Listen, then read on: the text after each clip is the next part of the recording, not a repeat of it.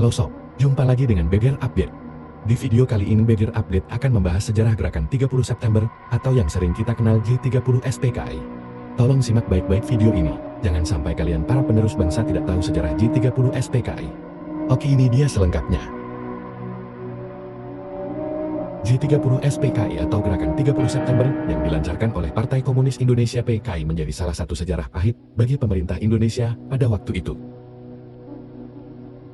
PKI merupakan salah satu partai tertua dan terbesar di Indonesia. Partai ini mengakomodir kalangan intelektual, buruh, hingga petani. Pada pemilu tahun 1955, PKI berhasil meraih 16,4% suara dan menempati posisi keempat di bawah PNI, Masyumi, dan NU.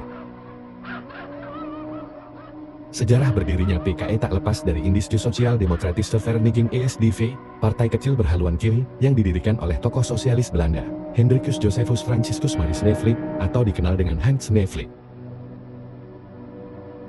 ESDV menyusup ke partai-partai lokal baik besar maupun kecil, seperti Sarekat Islam SIU, beberapa tokoh SI yang melejit pada saat itu, antara lain Semal dan Darsono, yang tak lain, berperan penting dalam pendirian PKI. Pada tahun 1920-an, ESDV kemudian mengilhami lahirnya PKI dengan Semam sebagai ketua dan Darsono menjadi wakilnya dalam buku Tan Malaka, Pergulatan Menuju Republik tahun 1897 sampai tahun 1925 yang ditulis oleh Harry Epus. Tan Malaka sempat mengusulkan PKI sebagai Partai Nasional Revolusioner Indonesia. Namun, nama yang diusulkannya ditolak oleh Semam. Peristiwa G30 SPKI terjadi pada tahun 1965 dan dimotori oleh Dipa Nusantara Aidit atau DN Aidit, pemimpin terakhir PKI. Di bawah kendali DN Aidit, perkembangan PKI semakin nyata walaupun diperoleh melalui sistem parlementer.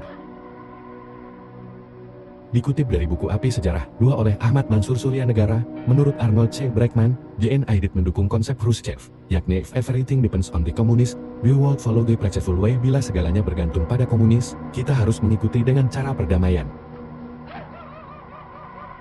Pandangan itu disebut bertentangan dengan konsep Mao Zedong dan Stalin, yang secara terbuka menyatakan bahwa komunisme dikembangkan hanya dengan melalui perang.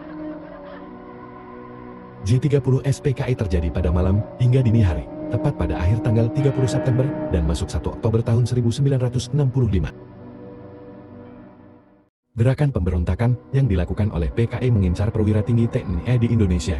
3 dari 6 orang yang menjadi target langsung dibunuh di kediamannya, sedangkan lainnya diculik dan dibawa menuju lubang buaya. Keenam perwira tinggi yang menjadi korban G30 SPKI antara lain Letnan Jenderal Anumerta Ahmad Yani, Mayor Jenderal Raden Suprapto, Mayor Jenderal Master Todarmo Haryono, Mayor Jenderal Siswondo Parman, Brigadir Jenderal Donald Ishak Panjaitan, dan Brigadir Jenderal Sutoyo Siswomiharjo. Tujuan utama G30 SPKI adalah menggulingkan pemerintahan era Soekarno dan mengganti negara Indonesia menjadi negara komunis. Seperti diketahui, PKI disebut memiliki lebih dari 3 juta anggota dan membuatnya menjadi partai komunis terbesar ketiga di dunia, setelah RRC dan Uni Soviet. Beberapa tujuan G30 SPKI adalah sebagai berikut. 1. Menghancurkan Negara Kesatuan Republik Indonesia NKRI dan menjadikannya sebagai negara komunis. 2. Menyingkirkan TNI Angkatan Darat dan merebut kekuasaan pemerintahan. 3. Mewujudkan cita-cita PKI, yakni menjadikan ideologi komunis dalam membentuk sistem pemerintahan yang digunakan sebagai alat untuk mewujudkan masyarakat komunis. 4. Mengganti ideologi Pancasila menjadi ideologi komunis. 5. Kudeta yang dilakukan kepada Presiden Soekarno tak lepas dari rangkaian kegiatan komunis internasional. Tindakan dan penyebarluasan ideologi komunis yang dilakukan oleh PKI menimbulkan kecurigaan dari kelompok anti-komunis. Tindakan tersebut juga mempertinggi persaingan antara elit politik nasional. Kecurigaan semakin mencuat dan memunculkan desas-desus di masyarakat, terlebih menyangkut kesehatan Presiden Soekarno dan Dewan Jenderal Angkatan Darat.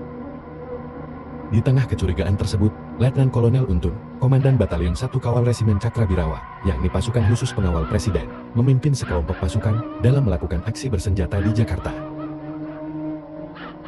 Pasukan tersebut bergerak meninggalkan daerah Lubang Buaya. Peristiwa ini terjadi pada tengah malam, pergantian hari Kamis, 30 September tahun 1956 menuju hari Jumat, 1 Oktober tahun 1965. Kudeta yang sebelumnya dinamakan Operasi Takari diubah menjadi Gerakan 30 September. Mereka menculik dan membunuh para perwira tinggi Angkatan Darat, Aksi tentara tersebut pada tanggal 30 September berhasil menculik 6 orang perwira tinggi Angkatan Darat. 6 jenderal yang gugur dalam peristiwa J30 SPKI antara lain Letnan Jenderal Anumerta Ahmad Yani, Mayor Jenderal Raden Suprapto, Mayor Jenderal Master Todarmo Haryono, Mayor Jenderal Siswondo Parman, Brigadir Jenderal Donald Ishak Panjaitan, dan Brigadir Jenderal Sutoyo Siswo Miharjo. Di samping itu, gugur pula Ajudan Menhankam atau Kasat Jenderal Nasution, Letnan 1 Pierre Andreas Tendaeng, dan Pengawal Wakil Perdana Menteri 2 Dr. J. Leimenang, Brigadir Polisi Satsuit Tubun. Salah satu jenderal yang berhasil selamat dari serangan PKI adalah Aha Nasution, namun putrinya yang bernama Ade Irma Suryani Nasution tidak bisa diselamatkan. Sementara itu, J30 SPKI di Yogyakarta yang dipimpin oleh Mayor Mulyono menyebabkan gugurnya TNI Angkatan Darat, Kolonel Katamso dan Letnan Kolonel Sugiono. Kolonel Katamso merupakan Komandan Korem 72 Yogyakarta, sedangkan Letnan Kolonel Sugiono merupakan Kepala Staf Korem. Keduanya diculik dan gugur di Desa Kentungan, sebelah utara Yogyakarta.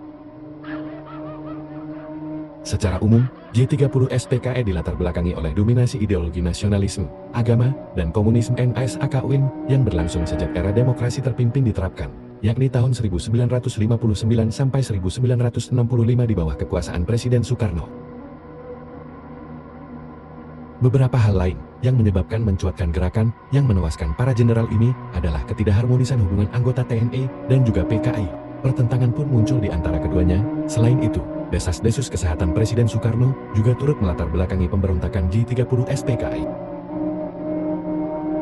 Itulah sejarah J30 SPKI. Setelah gerakan tersebut berhasil ditumpas, muncul berbagai aksi dari kalangan masyarakat untuk membubarkan PKI. Oke sob, itu dia sejarah J30 SPKI. Semoga informasi ini bermanfaat. Dukung channel ini dengan cara subscribe, like, comment, and share. Sampai bertemu lagi di video selanjutnya. Assalamualaikum warahmatullahi wabarakatuh.